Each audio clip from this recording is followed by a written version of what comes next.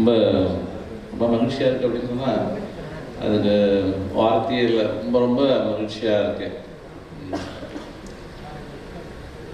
பொது வாழ்க்கை பல சந்தர்ப்பங்களில் பெருமையை கொடுக்கும், பல சந்தர்ப்பங்களில் வலியை கொடுக்கும், ரணமாக இருக்கும். ஒரு தனிப்பட்ட வாழ்க்கைங்கிறது முற்று முழுவதுமாக மிஸ் பண்ணிட்டோம் அப்படின்னு இருக்கும். பல நேரங்களில்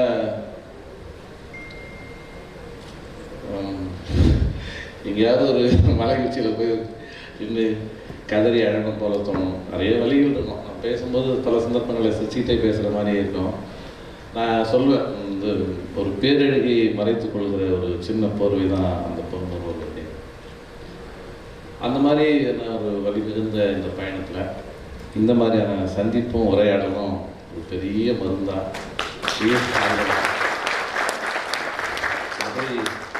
கவலைப்படாதப்போ உன்னை நேரில் இவங்கெல்லாம் பார்க்கல, உங்களோட பேசலை, உன்னை பார்த்து கை கொடுக்கல, நீ நல்லா பேசணும்னு சொல்லலை, ஆனால் உன்னை ஒரு சமூகம் வந்து அக்கறையோடு கவனிச்சிக்கிட்டு இருக்கு அப்படிங்கிற ஒரு எண்ணத்தை வந்து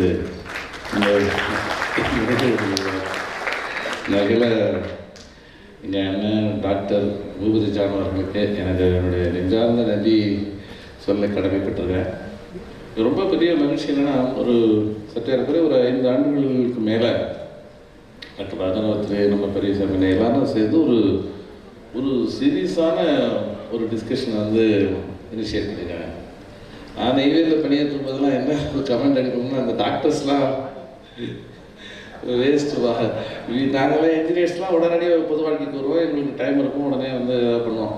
டாக்டர்ஸ் ஒருத்தர் பொது வாழ்க்கைக்கு கொண்டு வரது பெரிய கஷ்டம். வந்தாலும் நேராக ஸ்டேஜில் தான் போய் உட்காந்து போகிற தவிர வேறு எந்த வேலைக்கும் போக மாட்டார் அவர். அப்படி இப்போ மருத்துவர்கள் ஏன் பொது வாழ்க்கைக்கு வரல அப்படிங்கிற மாதிரியான ஒரு கேள்விகளாக இருக்கும். அதெல்லாம் உடச்சி தெரிஞ்சுட்டு இன்றைக்கி வந்து பொது வாழ்க்கைங்கிற விஷயத்தை தாண்டி ரொம்ப சீரியஸாக இன்றைக்கி இருக்கிற இந்த டிஸ்கோர்ஸில் ரொம்ப முக்கியமான விஷயம், இந்த விடுதலைக்கான இந்த பயணத்தில் நடத்தப்பட வேண்டிய மிக முக்கியமான விவாதத்தை நீங்கள் தலைமையேற்று நடத்துறீங்க. நான் சொல்ல போனால் இது பார்ட்டிக்குள்ளார கூட இவ்வளோ சீரியஸாக இந்த டிஸ்கஷன் வரணும். பார்ட்டிக்குள்ளார இந்த டிஸ்கஷன் வரணும். ஆனால் வந்து தொடக்கத்தில் தலைவர் வந்து இது மாதிரி ரொம்ப நேரம் அவரோட பேசிட்டோமா, டிஸ்கஸ் பண்ணுவோம். நாள் கணக்கில் மணிக்கணக்கில் இரவுல அது விடிஞ்சதும் தெரியாது, அது இரவும் தெரியாது. ஆனால் இப்போ அண்மை காலமாக பாலாஜி சொன்ன மாதிரி நிறைய வேலை விஷயங்களுக்கு மத்தியில் இது மாதிரி ஒரு சீரியஸான டிஸ்கஷன்லாம் வர்றதில்லை. ஆனால் ரொம்ப ரொம்ப முக்கியமான ரொம்ப ஆழமான ஒரு விவாதத்தை நீங்கள் முன்னெடுத்துருக்கீங்க. இன்றைக்கி அந்த விடை கிடைச்சணும்னு நான் நம்புகிறேன். ஆனால் இந்த விவாதம் ரொம்ப முக்கியமானது. இந்த விவாதத்தை நம்ம தொடர்ந்து கருணாமத்தோடு வச்சுக்கணும். ராஜநாதத்திலே சொன்னால எனக்கு ரொம்ப முக்கியமான விஷயம் என்னென்னாக்கா, வந்து நாங்கள் இந்த டிஸ்கஷனை இனிஷியேட் பண்ணோம், அப்புறம் நிறைய ஃபீட்பேக்ஸ்லாம் வந்துச்சு, அதை ஒட்டி நாங்கள் சில பதில்களையும் கொடுத்தோம், நாங்கள் எங்களையும் தக்க வச்சுக்கிட்டோம் அப்படிங்கிற விஷயத்த சொன்னாங்க. அதனால் நம்ம வந்து நம்முடைய நோக்கம் வந்து ரொம்ப தெளிவானது. நம்ம வந்து நம்முடைய மானுட அடையாளத்தை, நம்முடைய தன்மதிப்பை மீட்டெடுப்பது தான் நம்முடைய நோக்கம். அந்த தன்மதிப்பை மீட்டெடுப்பதற்கான அதுதான் விடுதலைங்கிறோம், அதுதான் மீட்டு வந்துடும். அந்த பயணத்தில் ஒரு முக்கியமான விவாதத்தை நீங்கள் முன்னெடுத்துருக்கீங்க. அதனால் என்னுடைய மனம் நிறைந்த வாழ்த்துக்களை, நெஞ்சம் நிறைந்த வாழ்த்துக்களை நான் உங்களோட பகிர்ந்து கொள்கிறேன். தலைவர் பற்றி நான் என்ன சொல்கிறதுன்னு தெரியல. 30 வருஷத்துக்கு முன்னாடி வந்து நான் தோழரை வந்து பேரிட்டு கூப்பிடுற ஒரு உறவு முறையோடு ரொம்ப நெருக்கமாக நாங்கள் நண்பர்களாக தான் பழகினோம். அன்னைக்கு இந்த முதல் நாள் சந்திப்பில் என்ன தோழமையோட, என்ன பற்றோட, எந்த பாசத்தோட என்னுடைய கைகளை அவர் பிடிச்சாரோ, இந்த நிமிடம் வரைக்கும் அதே தோழமையோட அதே பாசத்தோட என் லைஃப்பில் அப்படி ஒரு அப்பா அம்மாவை பார்க்கல, அப்பா பிறகு அப்படி ஒரு மாறாத அன்பு கொண்ட ஒரு தோழமையோட. நம்ம பாலிட்டிக்ஸை வந்து நம்ம வேறு விதமாக சொல்கிறோம். கொஞ்சம் சில பேர் சில சமயங்களில் தலித் பாலிட்டிக்ஸ்னு கூட அந்த வார்த்தையை பயன்படுத்துகிறாங்க ஒரு அடையாளத்துக்காக. அந்த மாதிரியான அரசியல் வந்து என்னென்னா வந்து ஒரு ரிஃப்ளெக்ஷன் வரும். அது வந்து மற்றவர்களை பார்த்து தான் நம்ம ஒரு அரசியலை கற்றுக்க வேண்டியதாக இருக்குது. அதனால் நம்ம பொதுவாக இந்த இப்போ அரசியலில் பொறுத்த வரைக்கும் ஒரு ஒன் மேன் ஷோ நிறையா இருக்கும். அந்த நீங்கள் நம்முடைய அரசியல் கட்சிகளை பார்த்தீங்கனாலே நம்ம தலைவர்கள்னால் அது அந்த தலைவருடைய பேரை வச்சு தான் அந்த கட்சி பேரே தெரியும். இளையபெருமாள் கட்சின்னு தான் தெரியும். இளையபெருமாள் எந்த கட்சியை உருவாக்குனாருன்னு அது கொஞ்சம் நீங்கள் ஞாபகப்படுத்தி பார்த்தா தான் தெரியும். ஜான் பாண்டியன் தெரியும். ஜான் பாண்டியன் கட்சி பேர் எல்லாருக்கும் தெரியுமா என்னன்னு சொல்லுங்கள். அது மாதிரி ஒரு லீடர்ஸ் தான் தெரிவாங்க. ஆனால் அதை உடைச்சதில் வந்து கம்சிராமுக்கு ஒரு முக்கியமான ரோல் இருக்குது. தமிழ்நாட்டை பொறுத்தவரையில் அந்த மாதிரி ஒரு தனியாக ஒரு லீடரை மட்டும் இல்லாமல் இந்த கட்சிங்கிற அடையாளத்தையும் சேர்த்து கொண்டு வர்ற ஒரு மிக முக்கியமான ஆளுமை வந்து என்னன்னா, நம்ம ஆட்கள் கூட பக்கத்தில் வச்சுட்டு இருந்தால் 2 நாள் கூட தலைவர் கூட நின்று 2 நாள் போட்டோ எடுத்தால் 3ஆவது நாள் இவன் தலைவராக நினச்சிக்கிறான். அதுக்கு பிறகு வந்து அவர் மாதிரியே இப்படி இருப்பான், அப்படி பண்ணுவோம். அப்புறம் திடீர்னு பார்த்தா ஒரு கட்சி ஆரம்பிச்சிருக்கான். தோழர் கேட்பறீங்கன்னா தோழர் நெய்வேலிருந்து தம்பியை கூப்பிட்டு அவன் ஏதோ ஒரு கட்சி ஆரம்பிச்சிருக்கான். எல்லாம் தோழர் நீங்கள் ஒரு 1/2 மணி நேரம் அவங்க கூட அதிகமாக பேசியிருப்பீங்க போகுது. அதெல்லாம் அது வந்து என்னன்னா, அது ஒரு டிப்ரெஷன்லேருந்து வர்றது. நீண்ட காலமாக புறக்கணிக்கப்பட்டவன் போய் ஒரு ஒன்றிய செயலாளர் கூட எந்த கட்சியும் ஆகலை. இந்த முடிச்சிருக்கோம், ஒரு மாவட்ட செயலாளர் கூட ஆகலை. அதனால் அண்ணன்கிட்ட வந்தோடனே பக்கத்தில் போய் உட்காந்துக்கிறான். இப்போ நான் பாருங்க பக்கத்தில் உட்காந்து நான் வேணாலும் உங்களோட பேசலாம் போகலாம். அந்த கம்ஃபர்டபிலிட்டி கட்சியில நம்மளும் திரும்பவும் ஒன்று தான் போகுது. அவருக்கு பேர் வேறு வச்சுருக்காங்க, நம்ம பேர் வேறு வச்சுருக்காங்க அப்படின்ட்டு உடனே அவன் மற்றாலே நிறைய தலைவர்களை உருவாக்குறதுல இவருக்கு அந்த தம்பி வந்து நம்ம பேர் ஆகணும். இந்த மாநாட்டில் வந்து உட்காந்துருப்பாப்புல ஒரு இப்போ நாங்கள் தோழர் ரவிக்குமார் இருக்காரு. நாங்கள் சொன்னாலாம் நல்லா பேசினா விட்டா அவ்வளோ அருமையாக பேசுகிறோம். ஏன் இல்லை தோழர் வெளியிருந்து வந்திருக்காங்க, நம்ம தான் பேசிகிட்டு இருக்கோமே, அவ்வளோ வாய்ப்பு கொடுங்க அடிக்கடி என் தம்பியை பேச விடுவார். ரவிக்குமார் கூட கிண்டல் பண்ணுவார். நான் நிலைய கலைஞர்கள் மாதிரி அவங்களாம் விட்டு சிற்பேசிங்க. நல்ல பேர் சீமான் தான் தம்பி பேர். ஆமாம்,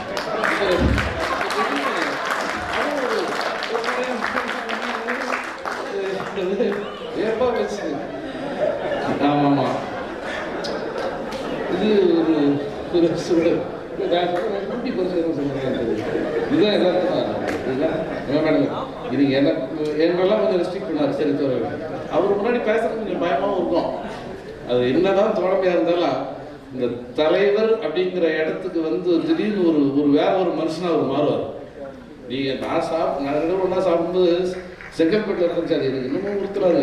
சாப்பிட்டு நான் மட்டும் விட்டு பேசிட்டு அப்படியே பஞ்சம் பற்றி பேசி நான் இலையை எடுக்க மறந்துட்டேன். அது மாதிரிலாம் சொல்லக்கூடாது. இருந்தாலும் என்னுடைய தலைவரை பற்றி நான் சொல்லணுன்றது இலையை ஞாபகம் வந்து இவர் மட்டும் நான் சாப்பிட்டே எடுத்துகிட்டு வந்து இப்படி இருந்து தோழர் என்ன தோழர் நீங்கள் ஒன்றும் பார்த்தீங்க அப்படி வந்து தன் கூட இருக்கிறவங்க வந்து தாயார் பிள்ளையா பார்த்துக்கிற வேற ஒரு டைமென்ஷன் இருக்கும். அப்புறம் திடீர்னு ஒரு தலைவருங்கிற ஒரு திடீர்னு ஒரு வேற ஒரு பிரளயம் ஒன்று வரும். அந்த பிரளயத்துக்கு முன்னாடி நானும் நெருங்க முடியாது, முதலமைச்சரும் நெருங்க முடியாது, கூட்டணி கட்சி தலைவரும் நெருங்க முடியாது, அது யாரும் நெருங்க முடியாது, ஜெயலலிதா நெருங்க முடியாது, கலைஞர் நெருங்க முடியாது, யாருமே நெருங்க முடியாது. அதையும் நிறைய சமயங்களை நான் பார்த்தேன். ஒரு 30 நெருக்கமாக பேசுவார். ஆனால் அதுக்குரிய உண்மையும் இருக்கும், அந்த தோழமையிலையும் உண்மை இருக்கும். ஆனால் ஒரு கருத்தியல் ஆளுமைங்கிற ஒரு சமரசமாகாத ஒரு தலைவராக இருப்பார். இப்படிப்பட்ட ஒரு தலைவர் இன்னைக்கு எங்களெல்லாம் உருவாக்கியிருக்காரு. அது சொல்லுவார். இந்த சுடுகாடு விஷயமா தான் பேசணும். இல்லை நீங்கள் கூட போட்டிங்களே தோழர் எல்லாமே நம்ம நீண்ட காலமாக பேசிட்டு வந்தது தானே தோழர் அப்படின்னு நான் சொல்லுவேன். இல்லை தோழர், நம்ம நீண்ட காலமாக பேசிட்டு வந்தாலும் ஃப்ளோரில் பேசும்போது தானே அதுக்கு ஒரு இம்பேக்ட் கிடைக்குது. இந்த சட்டமன்றத்தில் பேசும்போது தானே அதுக்கு இம்பேக்ட் கிடைக்குது.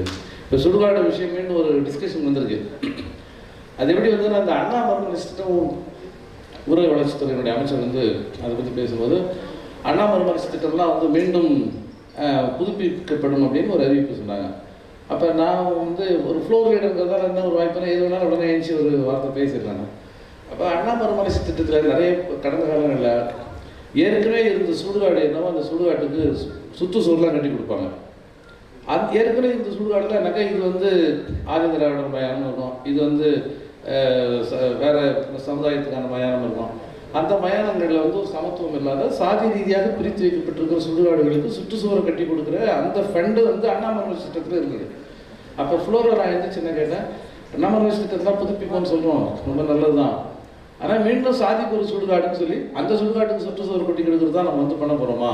சமத்துவ சுடுகாடு பற்றி அரசு வந்து பேசணும் அப்படின்னு ஃப்ளோரில் பேசுறது. நம்ம இது 30 வருஷம் 40 வருஷமாக வெளியில் பேசியிருக்கோம். ஆனால் ஃப்ளோரில் பேசுனதுனால அறையில் பேசுகிறதுனால உடனே வந்து 2 நாள்லேயே வந்து நம்முடைய தலைமைச் செயலாளர் ரொம்ப முக்கியமான நம்ம தமிழ்நாட்டு அரசுடைய அரசியலில் ரொம்ப முக்கியமான ரோல் வருது. உடனே வந்து மாதிரி சமத்துவ சுடுகாடு எங்கெல்லாம் உருவாகுதோ அதெல்லாம் முதல்ல என்கரேஜ் பண்ணுவோம் அப்படின்னு சொல்லிட்டு அப்படிப்பட்ட இடங்களுக்கு ஒரு 10 லட்ச ரூபா அறிவிக்கணுங்கிற திட்டத்தை அறிவிச்சாங்க. அதுக்கு வந்து அது இன்னைக்கு ஒரு பொதுவாதமாக மாற்றப்பட்ட உடனே இன்றைக்கி ஒரு நீதிபதியை வந்து என்னப்பா சமத்துவ சுடுகாடு, அதுக்கு சுடுகாடுன்னு நீங்கள் வந்து உங்களுடைய ரெவென்யூ ரெக்கார்டில் இருந்துச்சுன்னா அது எல்லாருக்குமான சுடுகாடு தானே அப்படின்னு சொல்கிற ஒரு டிஸ்கஷன் வந்தது. ஸோ அப்படி இன்றைக்கி தமிழ்நாட்டினுடைய சிந்தனை போக்க மாற்றக்கூடிய அந்த விவாதங்கள் நடக்கக்கூடிய இடத்துல எங்களை ஒரு ஃப்ளோர் லீடராக வந்து தலைவர் வச்சுக்கிறாங்க. இந்த வன்னியர் சங்கத்துக்கான அந்த இது கூட இந்த மணிமண்டபம் கட்டுறது அறிவிப்பு வந்துச்சு. திடீர்னு 110 விதியில் வந்து முதல்வர் வந்து சொல்லிட்டுருக்காங்க. எல்லாருமே வாழ்த்து பேசுகிறாங்க. அது வந்து அந்த இடஒதுக்கீடு போராட்டம், அதனால் அதுக்கு வந்து எல்லாரும் பேசும்போது மொத்த அமைதி என்ன கவனிச்சுட்டு இருக்கு, நான் என்ன பேச போகிறேன் அப்படின்னு சொல்லிட்டு. ஏன்னா வந்து அந்த போராட்டத்தில் தானே வந்து கிட்டத்தட்ட 10,000க்கும் மேற்பட்ட நம்முடைய குடிசைகள்லாம் கடலூர் மாவட்டத்தில் எரிக்கப்பட்ட ஒரு கொடுமையான விஷயம்லாம் நடந்துச்சு. அந்த போராட்டத்தை திசை மாறி போச்சு. அந்த போராட்டத்தினுடைய நோக்கம் இடஒதுக்கீடு சமூக நீதி இருக்கிற ஒரு நல்ல நோக்கமாக இருந்தால் கூட ஒரு கட்டத்தில் அது வந்து மடை மாறி போய் பட்டியல் சமூகத்துக்கு எதிரான காழ்ப்புணர்ச்சிக்கான ஒரு விஷயமா அது மாறணும் உண்டு. அப்போ நான் என்ன சொல்ல போகிறேங்கிறது ஒரு பெரிய விஷயம். அந்த இடத்துல உடனே ஃபோன் எடுத்துகிட்டு வெளியே வந்து தலைவர்கிட்ட வந்து தொடர் நான் என்ன பேசணும்னு கேட்க முடியாது. அப்போ நாம் அன்றைக்கி பேசும்போது சும்மா ஒரு ஃப்ளோவில் எல்லாம் பாலாஜி சொன்ன மாதிரி தான் அண்ணனோட பழகிறோம், அவனோட பேசணும், அவனுடைய கருத்தியலோட ஒரு உரையாடல், ஒரு தோழமையான உரையாடல் இருக்குது. அதனால் ஒரு க்ரியேட்டிவிட்டி கிடையாது. இப்போ அந்த பேசும்போது சொன்னோம் இந்த மாதிரி வந்து சரி இது ஒரு கொள்கைன்ற அடிப்படையில் இதை நம்ம ஆதரிக்கிறோம். ஆனால் அந்த செப்டம்பர் 17 பெரியாருடைய பிறந்தநாள், அந்த நாளில் தான் அந்த இடஒதுக்கீடு போராட்டம் நடந்துச்சு. இந்த செப்டம்பர் 17 ஒரு சாதியின் திருவிழாவாக வந்து மாறிக்கொண்டிருக்கிறது தமிழ்நாட்டில். அதை சமூக நீதியின் திருவிழாவாக தமிழக அரசு மாற்ற வேண்டும் அப்படின்னு சேர்த்து அதையும் இணைச்சி சொன்னோம். 2 நாளில் செப்டம்பர் 17 பெரியார் பிறந்த நாள், சமூக நீதி நாள் ஆக கொண்டாடப்படணும். இந்த மாதிரி நிறைய விஷயங்களை சொல்லலாம். இந்த ஃப்ளோருக்குள்ளார நிறைய விஷயங்களை சொல்கிற ஒரு வாய்ப்பு கிடைச்சது. அப்படிப்பட்ட ஒரு பெரு வாய்ப்பு எங்களுக்கு தந்து எங்களோட நம்பிக்கையோட சரி தம்பிகளை வளர்ப்போம், அதாவது 4 பேர் பெருமாறி போய் போனாலும் அதுக்காக தம்பிகளை வளர்க்குறத கைவிடுறதே கிடையாது. கொண்டா எல்லாரையும் தலைவனாக்க அப்படிங்கிற முயற்சியில் தலைவர் கொண்டு போயிருக்காங்க. இந்த டிஸ்கஷன் வந்து எனக்கு ரொம்ப முக்கியமான டிஸ்கஷன். நான் வந்து எல்லா கேள்விகளையும் இல்லாமல் வந்து பார்ட்டிகுலர் இல்லை, எல்லா கேள்விகளுமே எனக்கு இல்லை அப்படின்னு இல்லை. இந்த கேள்விகள் எனக்குள்ளாரே இருக்குது. இந்த நம்ம வந்து நம்ம என்னவா இருக்கிறோம், நம்ம யார், நம்ம எப்படியா இருக்கணும், இல்லை நான் வந்து இந்து இல்லைன்னு நம்ம சொல்லிக்கலாம். நான்லாம் ஒன்று இந்து இல்லைங்க, என்னங்க நம்ம தான் பூர்வ போதும் சொல்லிக்கலாம். ஆனால் பை ரெக்கார்டு நாம் வந்து நம்ம இந்து என்கிற அடையாளத்தோடு தான் நம்ம இருக்கிறோம். அந்த ரெக்கார்டு தான் இந்துக்கள் பெரும்பான்மையானவர்கள் அப்படின்னு சனாதன சக்திகள் சொல்வதற்கு வாய்ப்பாக இருக்குது. நாங்கள்லாம் பெரும்பான்மையானவர்கள் அப்படின்னு அவங்க சொல்கிறாங்கன்னா அதுக்கு நம்முடைய ரெக்கார்டும் ஒரு காரணம். அப்போ அவனுடைய பாசிசத்துக்கு, அவனுடைய பெரும்பான்மைவாதத்துக்கு ஏதோ ஒரு வகையில் நாமும் கண்டுபிடிக்க பண்ணுறோம். நாம் இந்துவா இல்லையா, இல்லை நான்லாம் இந்துவா உணரலைங்க, ஆனால் எனக்கு வந்து சர்டிஃபிகேட் இருந்துதாங்க, அதை பற்றி நான் கவலைப்படலைங்க அப்படின்னு சொல்கிறதுங்கிறது அவ்வளோ ஒரு சரியான விஷயம் இல்லை. ஒரு ஆல்டர்னேட் வேணும் அப்படிங்கிறது ரொம்ப ரொம்ப முக்கியமான விஷயம். அது எந்த மாறுபட்ட கருத்தும் இல்லை. அதை நோக்கி ஒரு டிஸ்கஷன் வந்து ரொம்ப முக்கியமானது அப்படின்னு நான் நம்புகிறேன். டாக்டர் சப்பத்திரின்னு கடைசியாக சொல்லிட்டு நான் நிறைய செஞ்சேன். என்னென்னா வந்து மருத்துவர்களுக்கும் பௌத்தத்துக்கும் ரொம்ப முக்கியமான ஒரு தொடர்பு இருக்குது. அது என்னென்னா பொதுவாக இந்த நோய் அப்படிங்கிறது வந்து கடவுளுடைய சாபம்னு வந்து கருதப்பட்ட ஒரு காலம். அது விடை தெரியாத கேள்விகளுக்கு மதம் சில விடைகளை உருவாக்கி கொடுத்துச்சு. செத்தானா என்ன, டெத்துனா என்னன்னு தெரியல. ஸோ செத்த பிறகு ஏதோ ஒன்று வெளியே போகுது, அது ஆவி, அது அங்கே போயிடும், அது சொர்க்கத்துக்கு போயிடும் அப்படின்னு விடை தெரியாத கேள்விகள். பிறக்கிறதுக்கு முன்னாடி இவன் எங்கே இருந்தான், பிறந்து இப்படி வளர்ந்துருக்காங்க, இப்போ பிறக்கிறதுக்கு முன்னாடி எங்கே இருந்தான், அது விடை தெரியல. அப்போ விடை தெரியாத இந்த கேள்விகளுக்கு மதம் சில விடைகளை உருவாக்கி கொடுத்துச்சு. அந்த விடைகளை நிலைநிறுத்தும். அந்த அடிப்படையில் நோய் அப்படிங்கிற விஷயம் தான் ரொம்ப மனித குலத்தில் ஒரு பெரிய த்ரெட்டாக இருக்குது. நோய் வந்து உடனடி மரணத்தை, அது வந்து கடவுளுடைய சாபம், அது ஆவிகளுடைய சாபம் அப்படிங்கிறது தான் வந்து ஒரு சனாதன சக்திகள் தொடர்ந்து நிலைநிறுத்துறாங்க. மக்களை அச்சுறுத்துறதுக்கும் அவங்களை உறுதிப்படுத்துறதுக்கும், இன்னும் சொல்ல போனால் மன்னர்களே வந்து தங்களுடைய கட்டுப்பாட்டுக்குள்ளார வச்சு நீ உனக்கு நோய் வந்துச்சுன்னா நீ வந்து நாங்கள் சொல்கிறத கேட்கல, கடவுளோட அதனுடைய இது இருக்குல்ல, அவருடைய கோபம் மேலே இருக்குது, எங்களுக்கு செய்ய வேண்டிய நெய்வேத்தியங்களை, எங்களுக்கு செய்ய வேண்டிய வேள்வி மானியங்கள்லாம் நீ ஒழுங்காக கொடுக்காதால கடவுள் மேலே கோபமாக இருக்கிறாரு. இப்படி சமூகம் வந்து தவம் இருந்ததுனால, தவம் இருக்குன்னா கற்றல் தான். தவம் என்பது கற்றல், தவம் என்பது கவனக்குறிப்பு கற்றல். அதனால் கற்றான் என்பதற்காக அவனை கொலை பண்ணணும். அது மாதிரி உனக்கு உடம்பு சரியில்லைன்னா நீ பிராமணர்களுக்கு எதிராக தப்பு செய்கிற அப்படின்னு ரொம்ப சிம்பிளிஃபை பண்ணி வந்து அவங்கள தங்களுடைய கட்டுப்பாட்டுகளை எடுத்துக்கிறதுக்கு அது வாய்ப்பாக இருந்துச்சு. பௌத்தம் வந்து இல்லை நோய்க்கு மருத்துவம், நோயின்றது கடவுளுடைய சாபமும் அப்படியெல்லாம் கிடையாது, நோய்க்கு வந்து வேறு காரணம் இருக்குதுன்னு கண்டுபிடிக்கிற விஷயம் இருக்குல்ல, அதிலிருந்து தான் மானுட சமூகத்தினுடைய மெய்யறிவே தொடங்குச்சு. நோய் அப்படிங்கிற விஷயத்தை பற்றிய டிஸ்கஷனில் தான் மானுட சமூகத்தினுடைய மொத்த அறிவியலுமே தொடங்குச்சு. இன்னும் கூட நீங்கள் ரொம்ப இந்த ஆர்த்தோடாக்ஸ் கிறிஸ்டியன்ஸ்லாம் சில பேர் பார்ப்பீங்க, அவங்க வந்து ஹாஸ்பிட்டலுக்கே போக மாட்டாங்க, மருத்துவமனைக்கு போகக்கூடாது அப்படின்னு. இப்போ இந்த மாதிரி நோய் தொடர்பான அந்த விஷயம், அந்த வகையில் உலக வரலாற்றில் மெய்யறிவு பாதையை தொடங்கி வைத்த ஒரு விவாதத்தை மருத்துவர்கள் எடுத்துக்கிட்டாங்க. அதனுடைய தொடர்ச்சியாக நீங்கள் கொண்டு போய் சும்மா ஒரு போகிற பக்கம் ஒரு 2 கமெண்ட்ஸ் அப்படி சொல்லலாம் சார், நம்மளே என்ன 2 கமெண்ட்ஸ் சொல்லுவாங்க அப்படின்னு சொல்லிட்டு நான் சொல்கிறதுனா, உங்களுடைய டிஸ்கஷன்லாம் பார்த்தா ரொம்ப ரொம்ப மெச்சூர்டான டிஸ்கஷன். அதில் வந்து கொஞ்சம் மார்க்சியம் சார்ந்த உரையாடலை நம்ம இணைத்து கொண்டு பார்த்தோம். இந்த மாதிரி மனித வாழ்க்கையை பற்றிய கட்டமைப்பில் மார்க்சியம் ரொம்ப முக்கியமான ஒரு கான்ட்ரிபியூஷன் கொடுத்துருக்கு. அதாவது நாடோடி சமூகமாக இருந்தது, சும்மா ஒரு நிமிஷம் மட்டும் எடுத்துக்கிறேன். நாடோடி சமூகமாக இருந்தது, நாடோடி சமூகத்தினுடைய வாழ்வியல், அந்த வாழ்வியல் அதை வந்து உற்பத்தி முறைன்னு வந்து மார்க்சியம் சொல்லுது. அந்த உற்பத்தி முறை நாடோடி வாழ்க்கையில் வந்து மிருகங்களை அடித்து சாப்பிட்றாங்க, அப்படி நேரடியாக உற்பத்தியை எடுத்துக்கிறாங்க. அப்போ அவருடைய உற்பத்தி கருவி வந்து வந்து வேல், அம்பு, கல், இது மாதிரி. அப்போ அந்த உற்பத்தி கருவிகள் பொதுவானவையாக இருந்தன. எல்லாம் ஒன்றா சேர்ந்து வேட்டையாடினா இந்த உற்பத்தி கருவிகள், உற்பத்தி உறவுகள் அப்படிங்கிற விஷயங்கள் வந்து எப்படி இருந்துச்சு, அப்போ அது அந்த சமூகத்தை எப்படி கட்டமைச்சு, அது வந்து எப்படி ஒரு பாலுறவு ஒழுக்கத்தை உருவாக்குச்சு அப்படிங்கிற விஷயத்த மார்க்சியம் வந்து செய்யுது.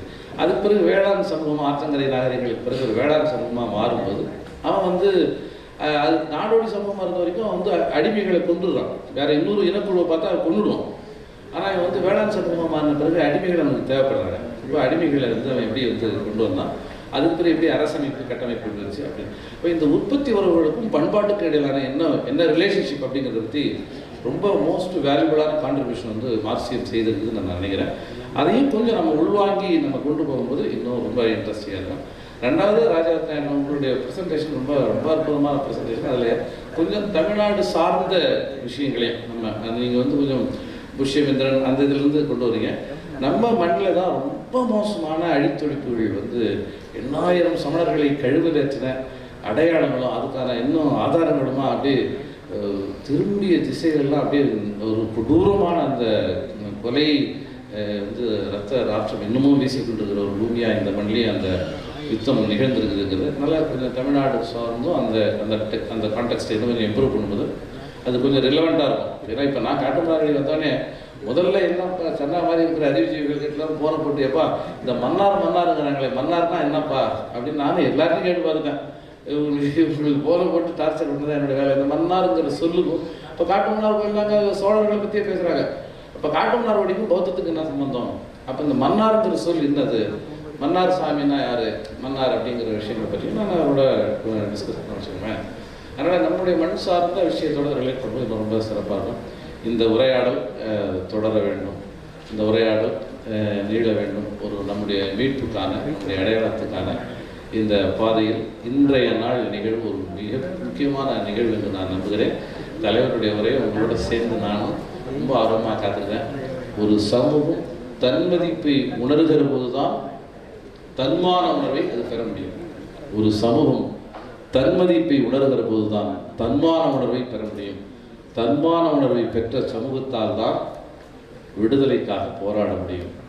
ஆகவே இந்த விடுதலைக்கான இந்த போராட்டம் என்கிற அந்த பாதையில் தன்மதிப்பை உணர்தல் என்பது மிக முக்கியமான பணி. அந்த தன்மதிப்பை உணர்வது, தான் யார் என்பதை உணர்வது என்கிற அந்த கேள்வியை மீண்டும் இந்த தருணத்தில் நீங்கள் எழுப்பியிருக்கிறீர்கள். அயோத்திதாச பண்டிதருடைய 175வது பிறந்த நாள் விழா தமிழகத்தில் கொண்டாடப்பட்டு கொண்டிருக்கிற இந்த தருணத்தில் சட்டமன்றத்தில் விடுதலை சிறுத்தைகளும் குரல் கொடுத்து அயோத்திதாச பண்டிதருக்கு ஒரு மணிமண்டபம் தமிழக அரசு அறிவித்திருக்கிற அந்த நிலையில் தமிழ் பௌத்தம், பூர்வ பௌத்தம் தொடர்பான இந்த உரையாடல்களை நீங்கள் முன்னெடுத்திருப்பதை மனம் நிறைந்து வாழ்த்தி நிறைவு செய்கிறேன். நன்றி, வணக்கம்.